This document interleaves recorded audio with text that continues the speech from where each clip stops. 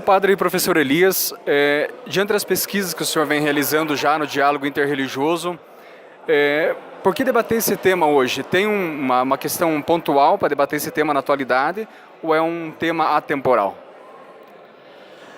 Veja, há várias razões para hoje nós trabalharmos o tema do diálogo das religiões.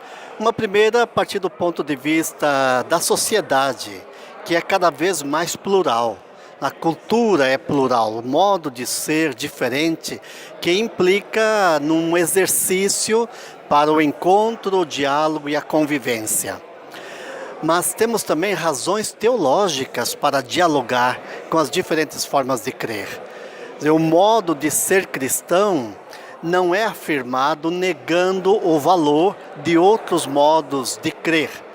A doutrina cristã tem no seu coração o elemento da convivência, da relação, da comunhão, da cooperação com outras formas de crer. Jesus Cristo foi isso, ele foi pessoa de diálogo, ele foi alguém que de alguma forma instigou ou provocou uma compreensão do mistério de Deus que não fique presa a uma doutrina, a um conceito, a uma prática ritual.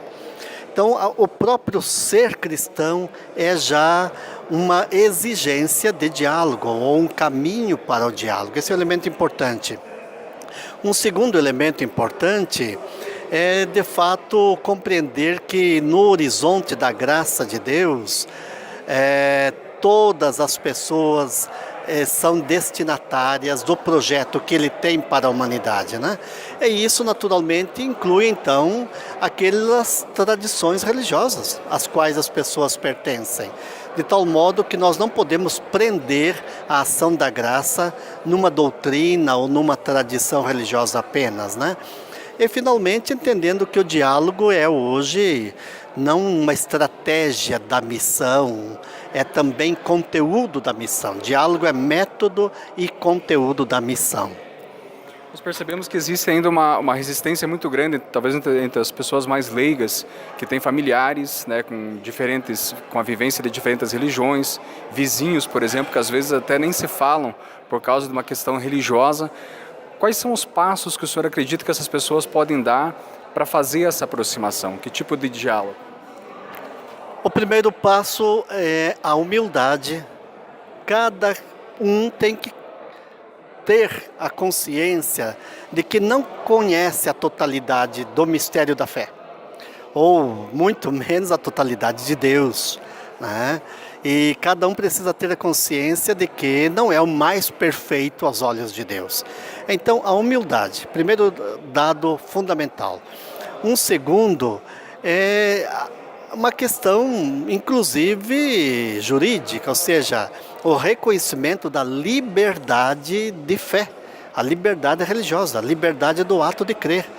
Quer dizer, ninguém é obrigado a pertencer a uma tradição religiosa, ninguém é obrigado a crer da forma como eu creio.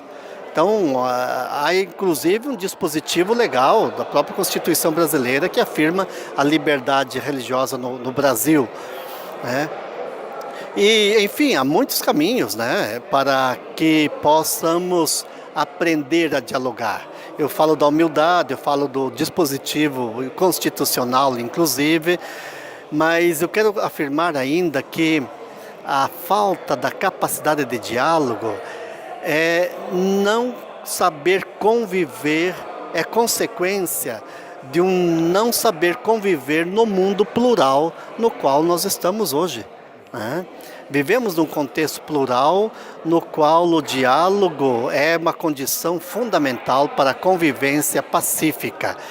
E não tem mais sentido dentro da própria família ou com os vizinhos ficar entrando em conflito por causa de motivações religiosas diversas, né? A religião ou a fé não deve, em hipótese alguma, levar a conflitos ou brigas ou divisões. Pelo contrário, devemos exercer a nossa fé, viver a nossa fé no modo relacional, no modo cooperativo com as demais pessoas. A experiência que o senhor tem, quais são os ambientes que o diálogo interreligioso, que tipo de ambiente ou de grupos que podem expressar uma certa resistência? Bom, temos alguns ambientes bem expressivos nisso, né? Quero citar dois apenas. Um são os movimentos eclesiais que estão presentes na Igreja Católica e também em outras igrejas, em perspectiva fundamentalista. Nem todos esses movimentos eclesiais compreendem que o Espírito tem formas de agir muito além deles, né? Então, o fundamentalismo, o fanatismo é sempre algo prejudicial ao diálogo. Um terceiro ambiente, infelizmente, são as casas de formação dos ministros ordenados, futuros ministros ordenados, seminários, às vezes faculdades de teologia, casas religiosas. Aqueles que deveriam ser promotores do respeito, do diálogo com as diferenças, às vezes causam muita dificuldade para dialogar com diferentes formas de crer, porque estão, de alguma forma, formados ou não estão fazendo de um processo de formação numa perspectiva que o Concílio Vaticano II propõe. São poucas as casas de formação masculinas e femininas, faculdades de teologia, que levam a sério o decreto sobre o ecumenismo do Vaticano II, ou Declaração Nostra Aetate, que promove o diálogo das religiões, ou Dignitatis Humanae, que promove a afirmação da liberdade religiosa. Eu creio que esse é um segundo elemento bem expressivo, um segundo ambiente, onde muitas vezes nós vemos resistência ao diálogo. Uma última pergunta, até o senhor citou ali na sua colocação, as pessoas hoje buscam uma religião muito mais individual, talvez não sei se individualista, mas individual. A Igreja Católica e outras tradições religiosas valorizam bastante a questão da comunidade, né? Como conciliar essa busca hoje que as pessoas, principalmente os jovens, fazem com relação a experimentar várias religiões, mas não viver em uma única comunidade? Isso é possível? Isso é conciliável ou não? Bom, precisamos primeiramente crer que religião é uma tradição. Eu não invento um credo. Eu não posso inventar um credo. Embora algumas pessoas ou grupos religiosos inventem seus credos, né? Mas religião é uma tradição, no sentido de que tem uma história a qual eu pertenço na medida em que vou conhecendo essa história.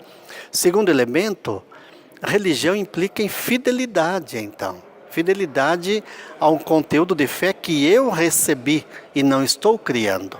Esse é o primeiro elemento importante. Um terceiro elemento é que isso faz frente a uma cultura da sociedade hoje, onde, eu dizia aqui na conferência, há um self-service religioso, né? Onde as pessoas buscam de forma imediatista, pragmatista, responder aos seus questionamentos da forma mais agradável possível. Então vão selecionando aquilo que lhes atrai nas religiões, né? Isto é individualismo, sim. Você não quis usar o termo individualismo, mas é uma forma muito individualista de fazer a minha religião que eu quero fazer, né? Eu entendo que isso não condiz com o modo de ser cristão. Porque o modo de ser cristão, Paulo já dizia na carta aos Coríntios, eu vos transmiti aquilo que eu recebi. Ele não inventou nada. Ele recebeu uma tradição de fé e procurou ser fiel a essa tradição de fé. Então, devemos ajudar as pessoas que pertencem a uma comunidade cristã a entenderem que zelar por essa comunidade faz parte do seu credo, né? E temos que fazer frente a uma corrente da cultura atual, onde o subjetivismo, individualismo, o pragmatismo está muito presente, né? E é pena que muitas pessoas das nossas comunidades se deixam levar por este campo cultural, essas forças, né, da cultura de hoje que muitas vezes fragilizam, né, os pilares fundamentais da fé que estão na história do cristianismo na história da igreja. Conversamos então com o padre e professor Elias Wolff, da Diocese de Lages, e também professor na PUC de Curitiba, e que trabalhou na aula inaugural aqui, a Igreja no contexto do diálogo interreligioso, no contexto atual.